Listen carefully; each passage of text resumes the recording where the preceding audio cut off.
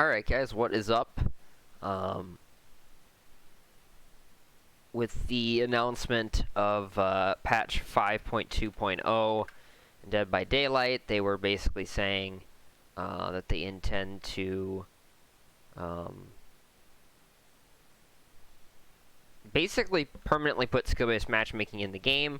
So I wanted to kind of break down my thoughts on that, sort of my pros and cons to it. And then I'll go through my final thoughts. So, I suppose we can start with the positives. Might as well. So the first point I generally have is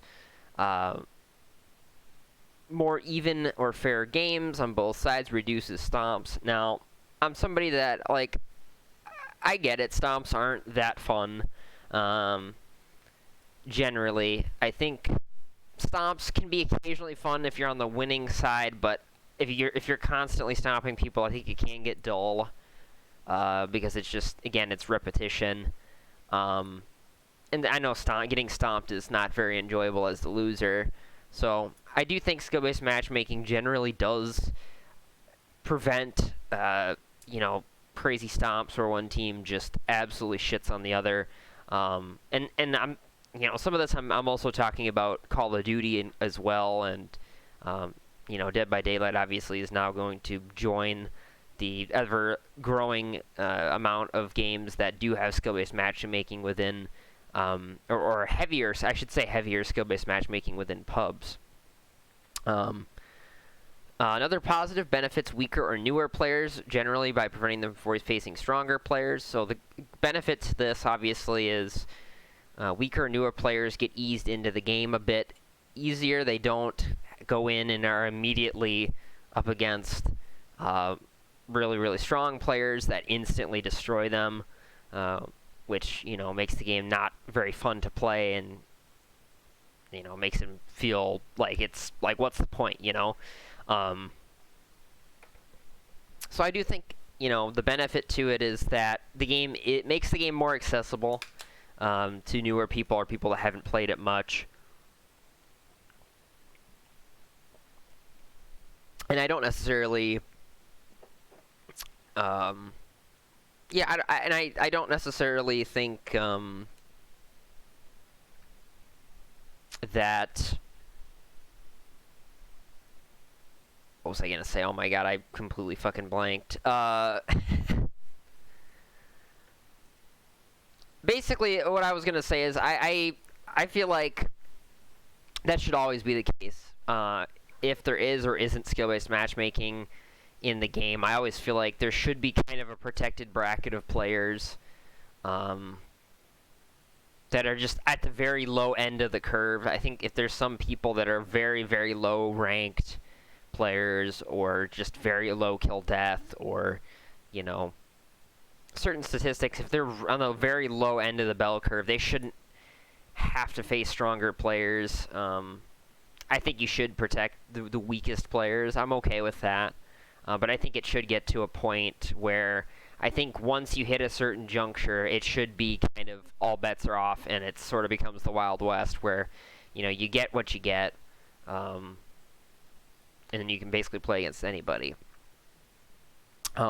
Another positive of skill-based matchmaking makes rank and elo matter more than player level / prestige. So, obviously, games like Dead by Daylight and Call of Duty have, not a prestige, but a player leveling system, and then obviously prestiging stuff.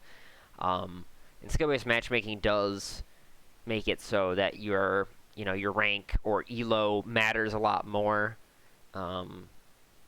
Than your player level, which, can be in some cases a good way to see, the strength of who you're playing against, whereas when you're, playing against people where you only see their level, it doesn't always necessarily showcase skill. Sometimes it's just the person has a lot of time played. I know a lot of examples. Call of Duty, for example, I think we've all had games where there's somebody that's, whatever, they're the max prestige or they're, just like a very, very high level player, and you see them and you assume that they're going to be pretty decent at the game, but they're actually just not. They're actually not very good at the game. They just have a crazy amount of time played, and that's how they got to where they are through the progression system. Another positive of SBMM is generally companies do make more money short term. I said due to new players not getting wrecked. Short term, it does make more money. I think newer players don't get discouraged. They don't go in and get absolutely obliterated immediately. So they want to play the game more and start to learn it. So in the short term, I think you do make more money. Now, I'll get to the downside of this long term a little bit later. But yeah. Allows you to generally improve at a steadier rate. Now, the benefit to this is obviously because there's less variance in games. You're not going to get one game where you play against gods, one game where you play against, really bad players. You're generally going to have games that are a bit closer to where you are, which I think makes it a bit easier to improve. I think it's very difficult to improve when you're only playing against people much weaker or much stronger than you. I think it's a bit more difficult to improve in that position because you're either extremely outmatched to the point where it's like hard to figure out what you could have done better, or you're just smashing people that are so much weaker than you that you're not really learning anything from doing it. You're just kind of going through the motions. So yeah, I think because there's a little less variance with skill-based SBMM, you can improve at a steadier rate.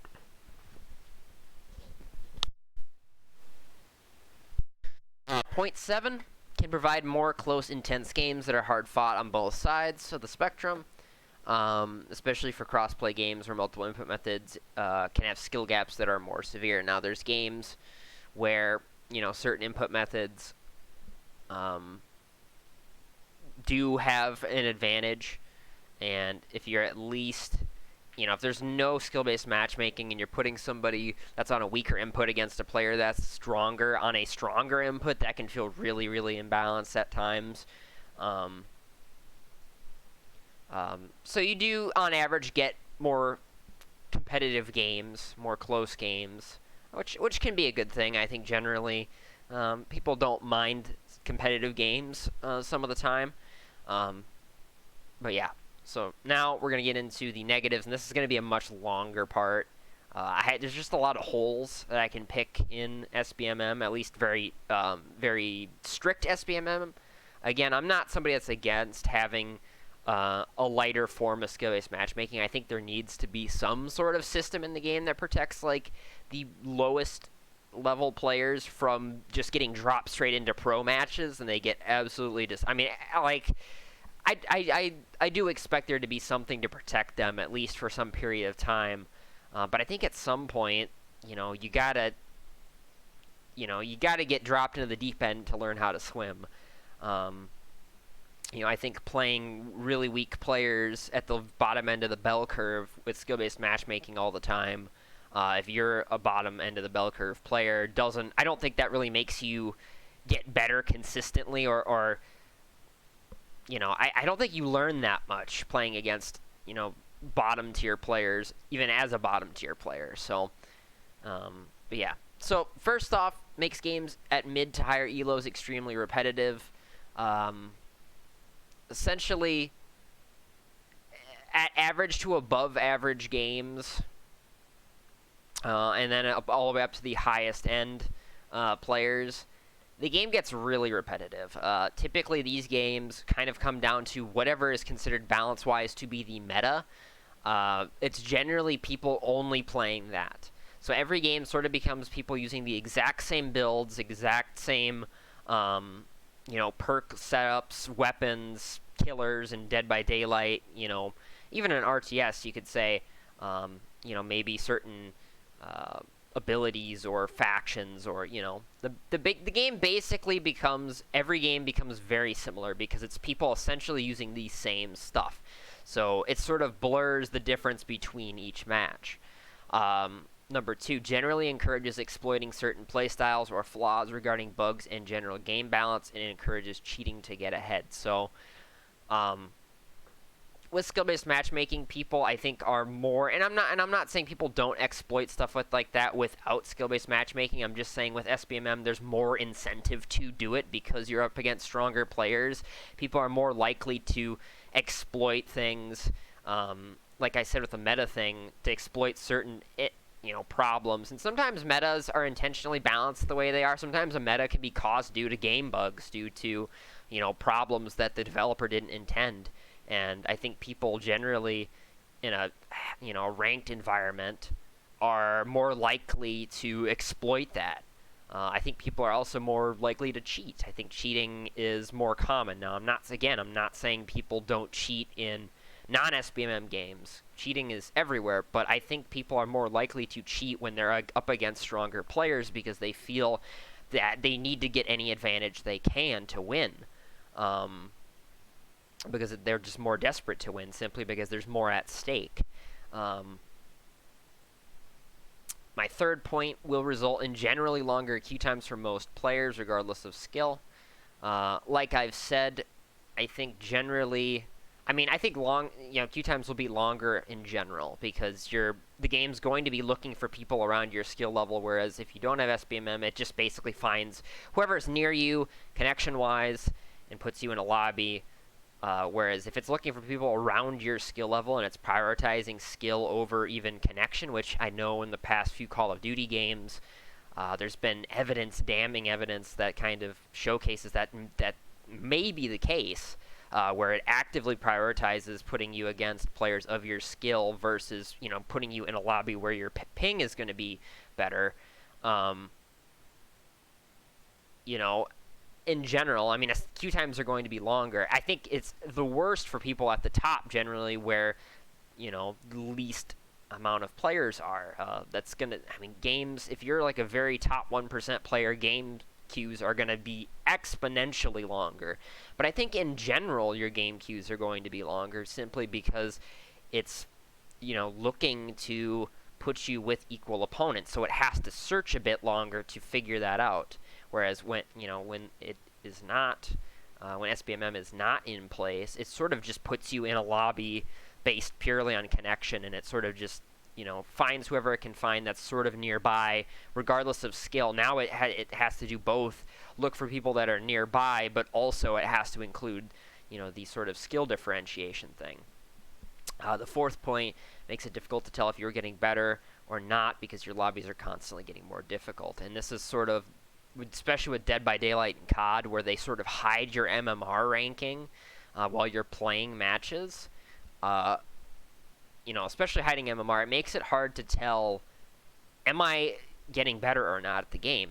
Is the time I'm putting in, is, the effort I'm putting in, is it actually working or not? And do I need to adjust what I'm doing?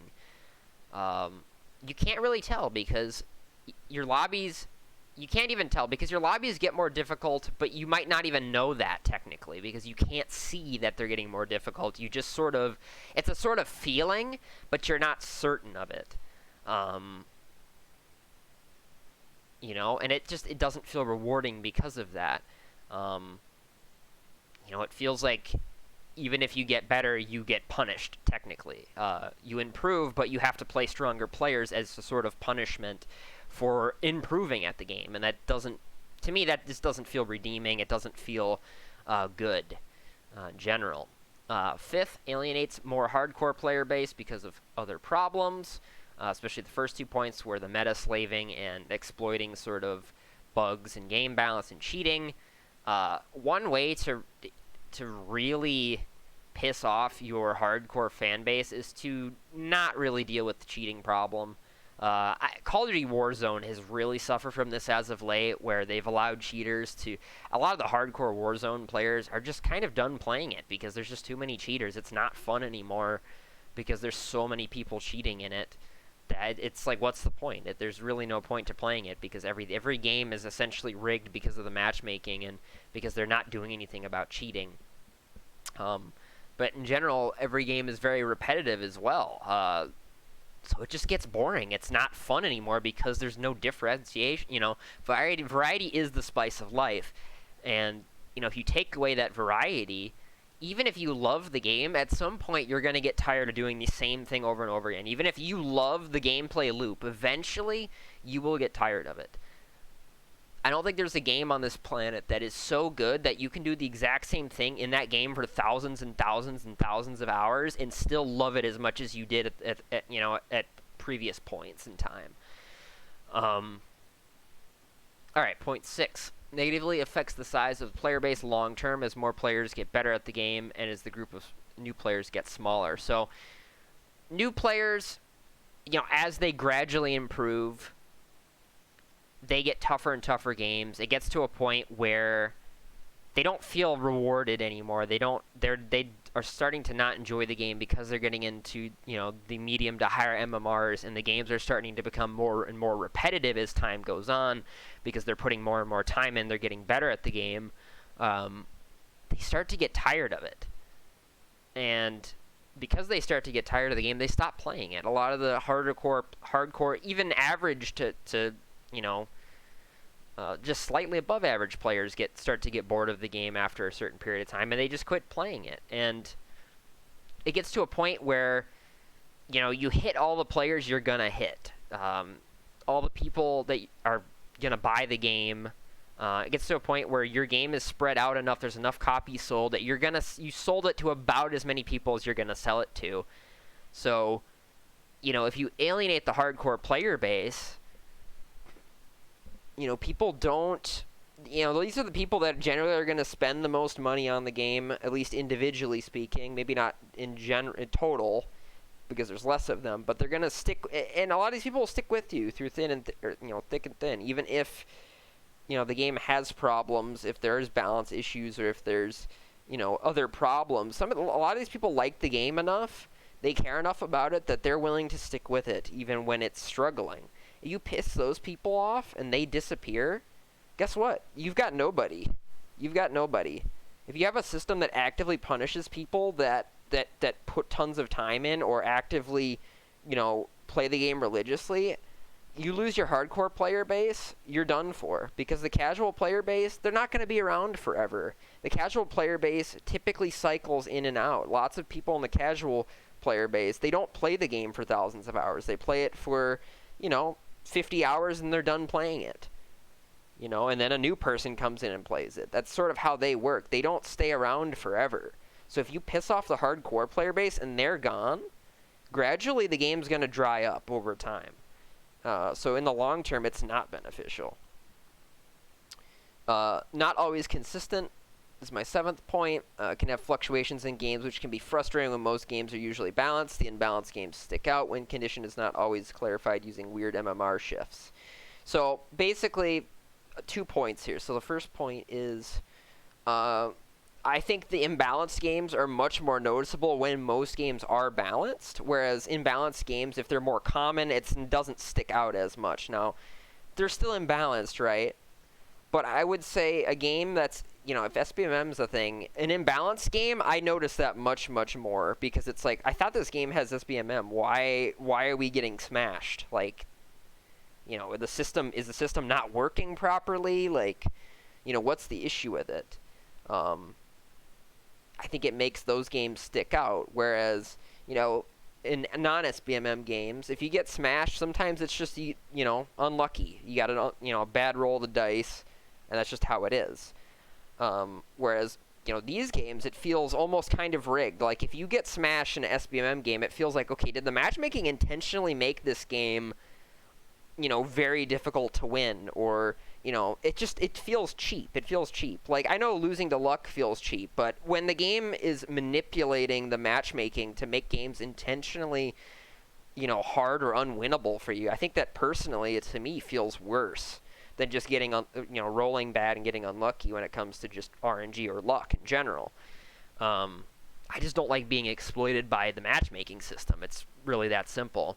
And then the second point here is that the win condition isn't always clarified. There's a lot of games that have SBMM. They don't clarify exactly what the win condition is. Is it kills? Is it, kill to death ratio, score per minute? Is it with Dead by Daylight? Is it kills, hooks, gens done?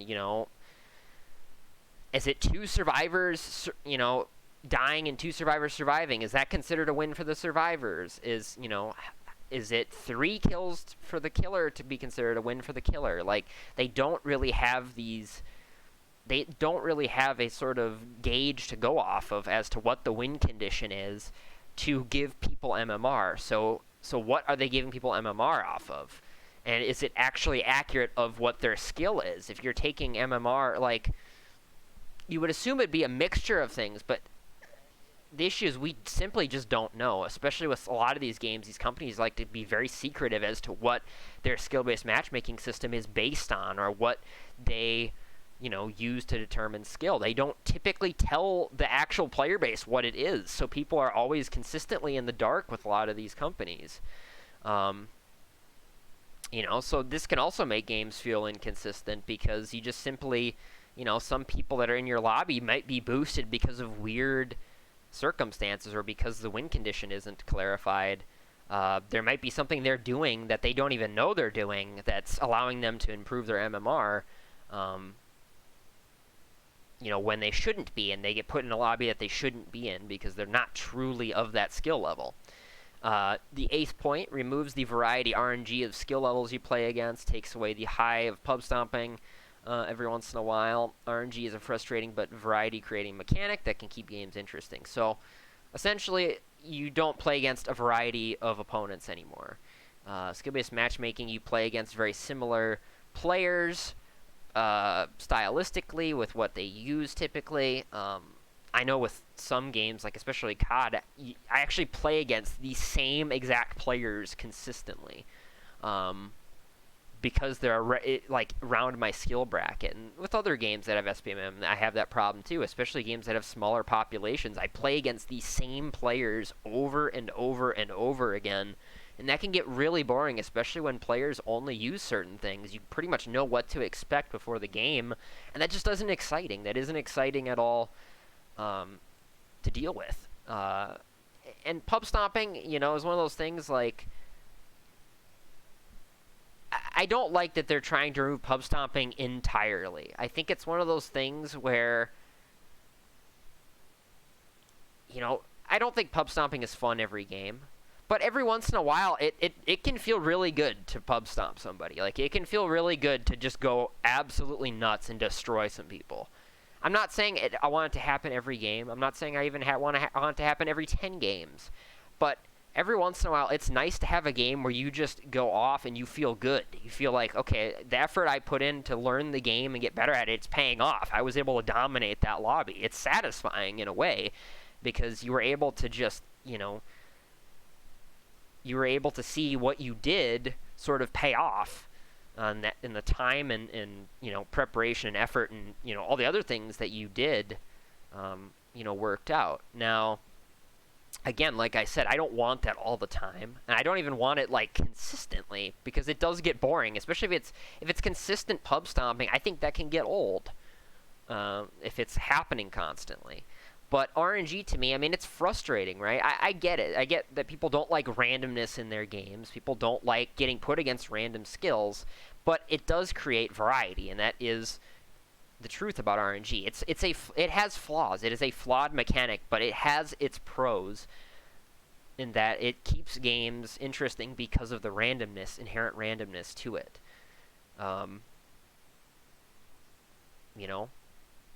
All right, point 9. Often makes games more toxic as people will feel more pressured to perform in a competitive environment. So, in skill-based matchmaking lobbies, you're playing against stronger players, you're with stronger players. People expect more in general when you're playing skill-based matchmaking games. People expect if you're at their elo, that you can play at their level. People expect that. And if you don't, they get frustrated. I mean, look at a game like Overwatch, for example. How many times have you seen somebody playing at, let's say, GM, and they have a teammate that's GM, but they're not playing well? People get frustrated because they're like, how are you GM? You're having such a terrible game. You're playing like a player that's much lower elo. And that's, sometimes you have bad games. Sometimes that person is a GM player truly, but they're just having a bad game. But other times, people find ways to sort of exploit the system and get into ranks that they don't deserve to be in, and it ruins games because of that. You have somebody that found a way to sort of boost into GM, when they're a diamond player, so it makes the game not feel right. And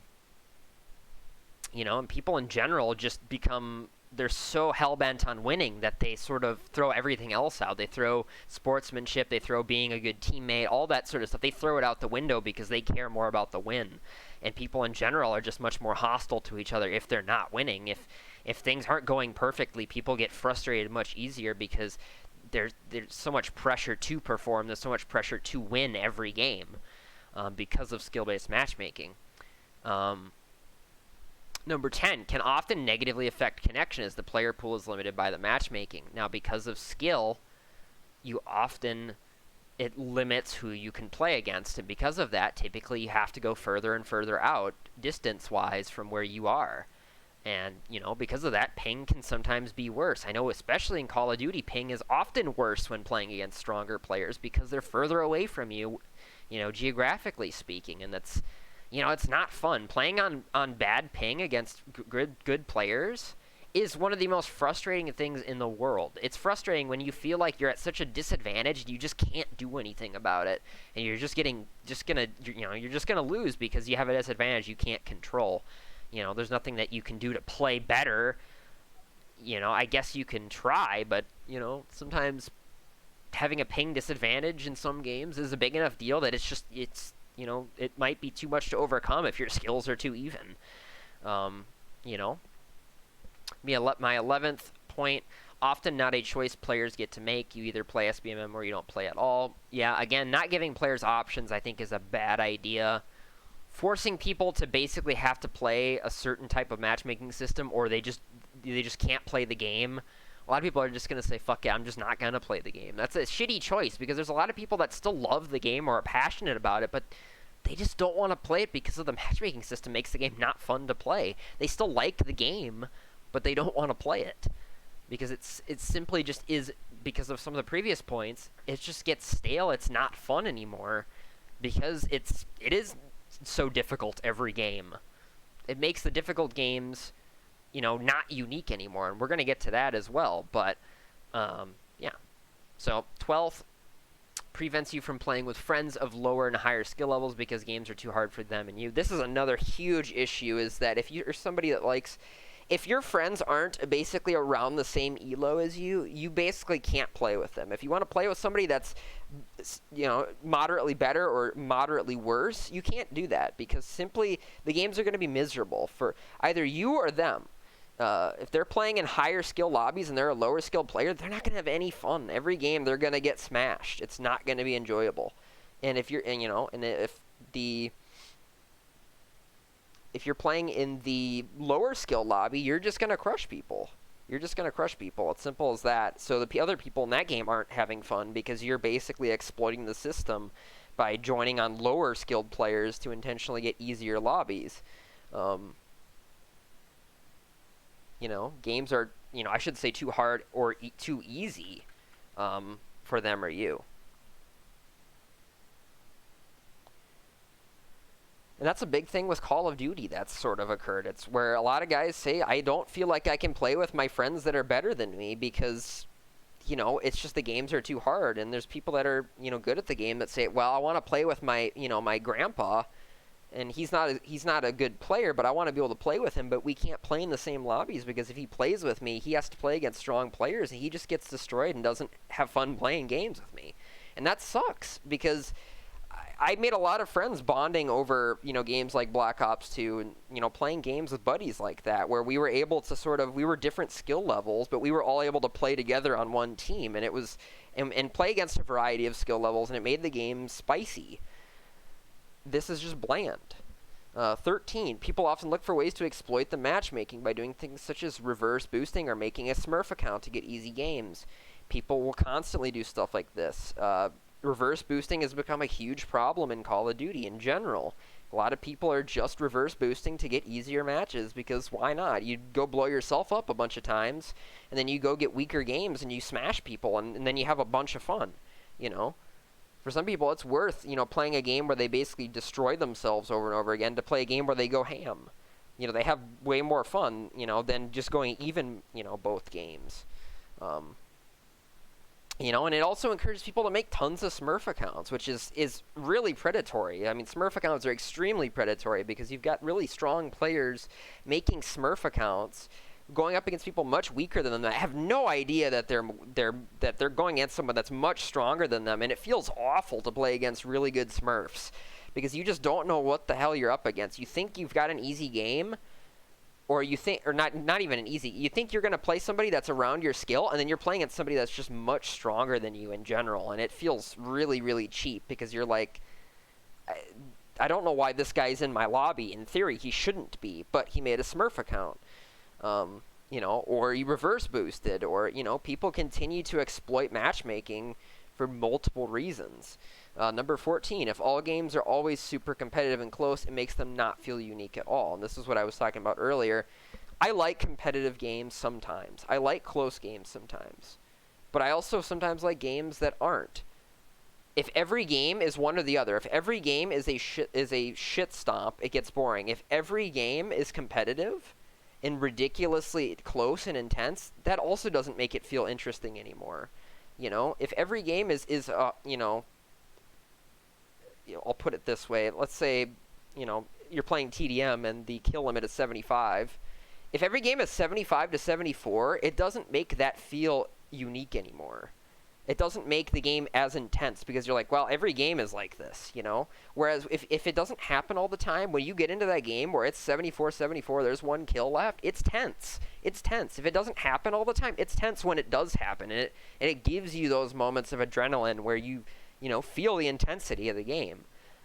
But if every game is one side or the other, it just gets dull. It gets dull. It simply doesn't make it feel unique anymore. If every game is one side or the other. Number 15, can feel cheap if input methods in crossplay games are not properly balanced against each other. So what I was saying with skill-based matchmaking, and this is in a game like Halo MCC or Splitgate, I especially noticed stuff like this. SBMM can feel really weird if input methods aren't properly balanced, if one is much stronger than the other, because in a balanced game, in theory, you should be playing against people with the same skill, but because they have an input that is stronger, they have an advantage over you. Even though it says you're the same skill, they technically have a quote-unquote higher skill, even though it's not truly that. It's their input they're playing on, but they have an advantage over you, and that feels terrible in a game where basically certain players have advantages. So, to me, that's why, you know, at least in my opinion, input-based matchmaking is extremely important. Especially in SBMM games. But even then, I feel like just having that option to opt in and out of crossplay, opt in and out of input-based matchmaking, gives the player as much choice as they, you know, you need to give players choice. I feel like that's the most important thing, is you need to make players feel like they can make the decisions for themselves, and that the game isn't forcing them to do something or telling them they have to do something in a certain way. My 16th and final point, at least on this, personally, I don't feel motivated by doing average, so this is kind of more of a personal anecdote sort of thing, but I'm somebody that I'm not motivated by just doing average. If I get a C on something, I don't feel motivated to try and do better. I don't feel motivated, you know, but I don't feel terrible. It's like doing average, I don't really feel anything. I kind of just am like, okay. You know, I feel okay, but I don't feel good. I don't feel bad, but I don't feel motivated to try and get better. You know, whereas if I get slaughtered, sometimes that just motivates. I mean, there's obviously levels of it.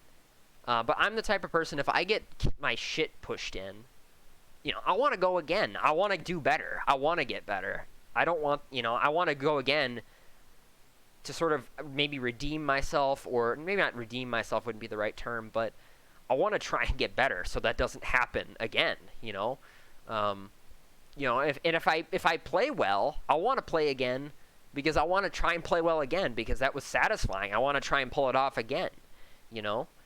That's more of a personal thing. I know some people, personality-wise, maybe aren't the same. Some people, if they get crushed, that doesn't make them feel determined. That just makes them want to give up. And I know how that can be. I mean, I get it.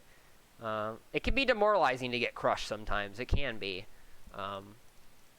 But I'm somebody that I'm very stubborn in nature. I'm very competitive, very stubborn. Don't want to give up. I don't give up easily. Even when somebody claps me, I want to play them again until I can beat them, you know? That's just how I am. But yeah, so here's solutions to trying to, appease both sides to attain true balance, which I think is important in everything. Trying to sort of find a balance between the two so both crowds actually feel like they're being listened to, because you don't want to leave people out. Not listening to one half of the community or the other half is not good in general and makes people feel alienated regardless. So offering a casual, no skill-based matchmaking and competitive playlist skill-based matchmaking so both player bases can play how they want to. So this might technically increase queues or potentially, divide the community up. But, I've made this argument before. The community is already divided. When you put SBMM or you force SBMM into the game, there's a lot of people that just don't want to play it and are going to quit. There's a lot of people that are just going to give up and not play the game anymore. So you're already dividing the community putting that in. So if you separate the playlist, you're not actually... maybe you're dividing the playlists within the game, but you're not dividing the population the total population of the game. You're just having people play different modes. And sometimes people will play both modes depending on how they feel. I mean, that's how I am in a lot of games. Splitgate, for example. Some days I just want to play casual. Other days I want to go into ranked and actually play some tough games. It's up to how I feel or what I want to do. I like having that sort of choice. And that, okay, do I want to take on some good players and try to, prove myself? Or do I just want to play some games where it's not a big deal if I win or lose, just, sort of screw around and do whatever? My second sort of list here, or point here, is if SBMM has to be in public casual matches. And this is the case where, if the devs feel like it absolutely must be in, like, strict SBMM must be in the entire game, I think that MMR absolutely needs to be visible for all players. So one, they can gauge getting better at the game, see themselves sort of improve by improving their MMR, going up the ranks, going up the ladder, bronze, silver, gold, plat, that kind of stuff. But you should also be able to see your opponents, so you know what you're up against. So you can tell, if a game was really hard, you can see, oh, okay, this guy was this elo, so I understand, okay, that's why this game was tough, because we were against stronger players, and the matchmaking system should obviously give you the benefit of the doubt if you play well against stronger players, and even if you lose, if you give stronger players a tough match, the MMR system should give you the benefit of the doubt, right? At least a properly programmed one. You need to be able to see MMR because people need to feel motivated to grind the game. If they don't see MMR, it just doesn't feel... There's, like, nothing to play for. And if there's nothing to play for, there's no stakes. A lot of people just lose... The game loses its intensity. People are not as passionate about it. If there feels like there's nothing at stake or there's no... there's no incentive. There's nothing that... And the game's not fun as well. I mean, it just makes the game not fun to play. Player transparency is extremely important. Being able to have access to information that can improve your play is helpful. So being able to see everybody's MMR and player profiles. So I hated in Overwatch when they sort of removed player profiles. I get that they didn't want people bullying other players in voice over what characters they play or, certain stats on their profile. But it's one of those things where the game has a mute feature. If somebody's being a shithead to you, then just mute them. I mean, it's one of those things where who cares what they say, mute them so you don't have to listen to their garbage. But for some players, that want to try to be, helpful and try to be good teammates, if they can see what different people like playing or what, so if they can see that they're, okay, this teammate, he's a bit of a weaker player, so maybe I need to, help him out a bit more, or... just having information can help a lot. Help you guys win games because information is power. I think people are always so hung up on people, being abusive and being exploitative. I don't think we can truly take that out of gaming. I don't think you can fully make humans not toxic. That's just not possible. That's how we are as a species. So I think people assuming everyone is always out to get them, taking everything personal, basically always, anything anybody says about them, even if it's some random person they'll never meet, caring about that sort of thing. That's just not a good mentality to have in general. And I think the issue is, hiding people's profiles. It just kind of encourages that mentality. I think you need to be able to see all the information on the table so you can understand what went wrong, why you lost, why you won. That's important to getting better at the game, knowing what to do and learning how to get better, is you need to be able to have the information to study or to learn from and to watch and go through and sort of, pick through it and figure out, your flaws, but also your strengths and how you can build upon those things. So yeah, this last sort of point is the biggest strawman argument. I think probably predominantly the major argument that people have that are pro strict SBMM is that they feel that, and obviously I think teams should be balanced properly. I think, you should make sure that, both teams are around similar in skill. It's not fun when one team is stacked and the other team isn't. That's boring in general. But a lot of people want variety in games. They want games where they do well, they do average, they do poorly. People want to have a variance in how well they do.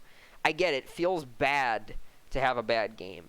But if you have a bad game, it makes that high of having a good game better. It feels much when you have a rough game and you come back and you destroy. It is so cathartic. It feels so good to have a game after you get destroyed, you come back and you bounce back and you kick, you dominate. That it feels so good to do that. Or a game where you just do average, maybe the next game you do well. It feels good.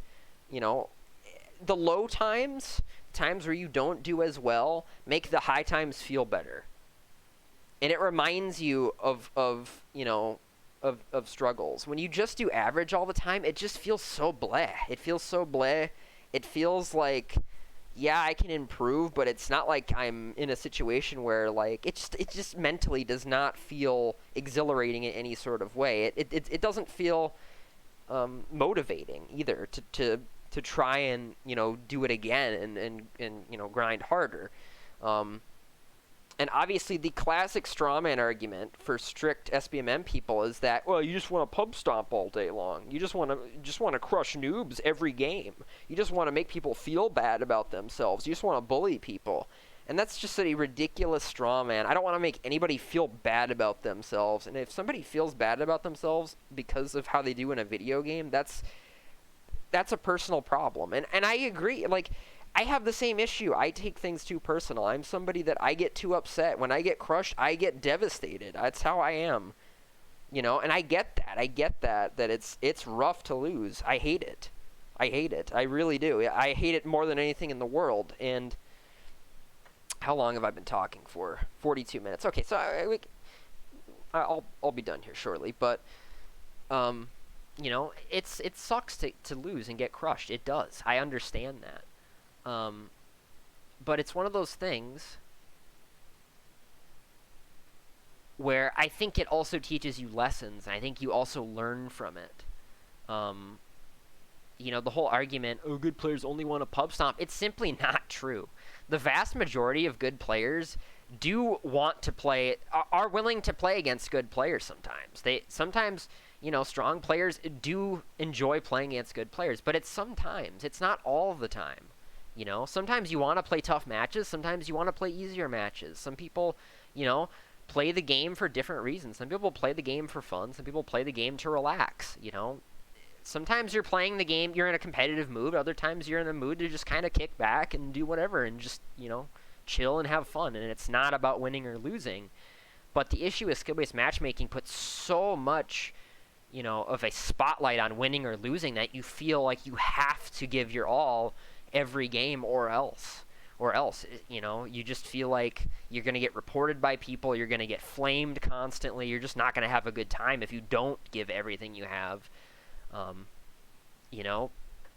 But people want, like I said, a variety of gameplay situations. People want variance within the game.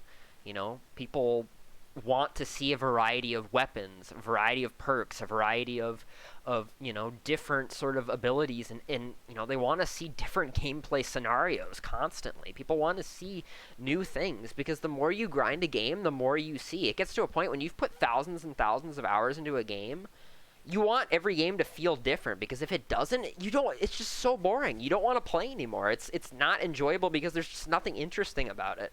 It's so dull, it just gives you this sort of blasé feeling, And I get it. I get it that getting crushed feels bad, but it's one of those things that it is so satisfying when you're someone that gets crushed, when you are able to pick yourself back up and get better and get to the point where you're the stronger player. It is so satisfying. It's so gratifying. I just think a lot of people don't have the patience to do it, and I get it. It's frustrating. It's hard. It doesn't feel good to lose. It can be devastating at times. And, as somebody that takes things too personal, I'm too stubborn. I'm somebody that I don't give way easily, even when I should admit defeat. I don't like to. Sometimes you have to do that. And such. So, I'll put it this way: when every game you feel like you're average, that makes nobody feel special. The Incredibles 2, for example. When everybody's a superhero, nobody really is, because nobody is unique. When everybody does average, nobody feels special. Nobody feels like they're good at something, and that's a miserable way to feel, where you feel sort of like you're just not good at whatever it is. You're just meh. You're kind of just, especially if you're somebody that puts tons and tons of time in and you still feel average. That is horrible. It feels horrible to be in that sort of state, and where you feel like every game, and there needs to be a balance. I'm not saying there should be no SBMM, and I'm not saying there should be super strict SBMM. I'm saying there needs to be somewhere in between. It needs to be a situation where the game is still rewarding. It's a mixture of challenging games, but it's also, sometimes you get easier lobbies, but there needs to still be team balancing. There still needs to be balancing of general gameplay mechanics. There still needs to be, there still needs to be equal opportunity for for all players, right? But it's one of those things where if somebody has no desire to get very good at the game, why should they be catered to? If they have no desire to try and get better, no desire to, and I'm not against people that are like that. A lot of people, that's not why they play the game, and that's fine. That is completely fine. But it's one of those things where I don't know why people like that expect to be catered to. They expect that, if I just play the game an hour a week, I should have to always have favorable lobbies where I do well. It's like, that's not fair to players who put way more time and put way more effort, blood, sweat, tears into what they do. It's just not fair to those people that they feel like they're as challenged, have to be as challenged consistently as you are when you barely play the game, when you don't, you're not even playing it to win. You're just playing it to play it, right? You're not playing it in a competitive sense. You're just sort of playing it casually. You get stoned and you play it every once in a while casually. It's just not something that feels good from a, growth sort of mindset. And that's something in psychology that I learned about. Having a good growth mindset is very important in life in general. You need to be somebody that, you can handle, you need to be able to handle failure, and when things go poorly, you need to be able to keep fighting even when things go wrong. And even when the chips are down and when it looks like the cards are going to fall, you got to, continue on. And ultimately, I just don't think it's rewarding for most people. I think there are some people that maybe it caters to. I think more than half of the population, though, it does not feel rewarding. It doesn't feel rewarding to play well and then you get a harder game and then you play worse. And then even if you play a little bit better, that then you have to get a tougher game, you play worse. It just feels like it just feels like a mountain that's like you keep climbing it, but it just feels impossible because every game is so hard.